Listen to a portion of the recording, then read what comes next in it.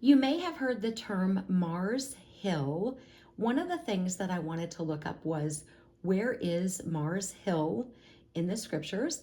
I've done a bit of detective work, and of course, we're always hoping that the things that we find that tells us what places are called and where they're located, we're hoping that information is accurate.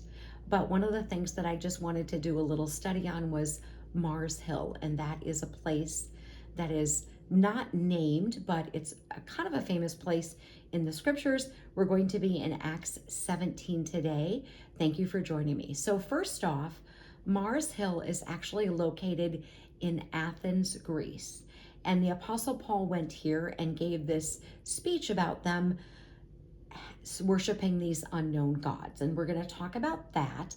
But Mars Hill was the place, probably mispronouncing it, but the meeting place for the Areopagus court, which was Greece's highest court for civil, criminal, and religious things. And it was very similar to the Roman Senate. So this is where they would meet.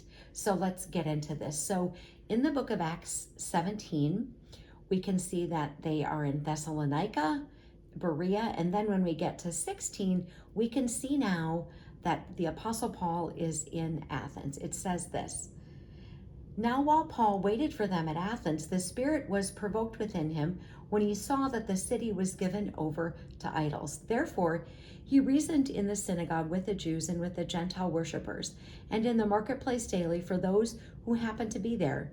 Then certain Epicurean and Stoic philosophers encountered him, and some said, 'What does this babbler want to say?' Others said, 'He seems to be a proclaimer of foreign gods, because he preached to them Jesus and the resurrection.' And when they took him and brought him to the Areopagus, saying, 'May we know what this new doctrine is of which you speak? For you are bringing some strange things to our ears. Therefore, we want to know what these things mean.' For all the Athenians and the foreigners who were there spent their time in nothing else, but neither do tell or hear some new thing. Then Paul stood in the midst of the Areopagus and said, 'Men of Athens, I perceive that in all things you are very religious. For as I was passing through and considering the objects of your worship, I even found an altar with this inscription, "To the unknown God."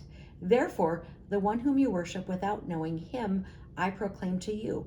God had made the world and everything in it, since he is Lord of heaven and earth, does not dwell in temples made with hands, nor is he worshipped with men's hands as though he needed anything, since he gives to all life, breath, and all things.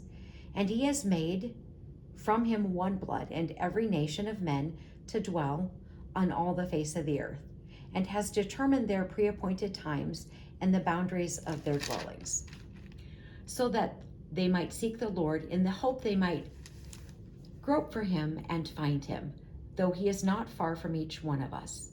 For in him we live and move and have our own being, as some of you of your own poets have said. For we are also his offspring.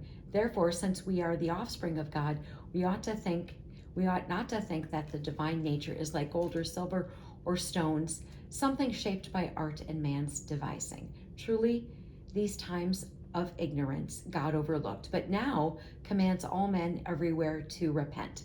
So we are at 4 minutes here. We're going to run out of time to finish the rest of Acts 17.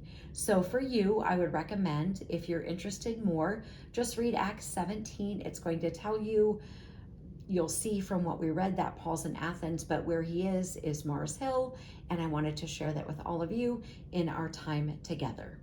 Armor up, we ride at dawn. May God bless you as always. Have a great day.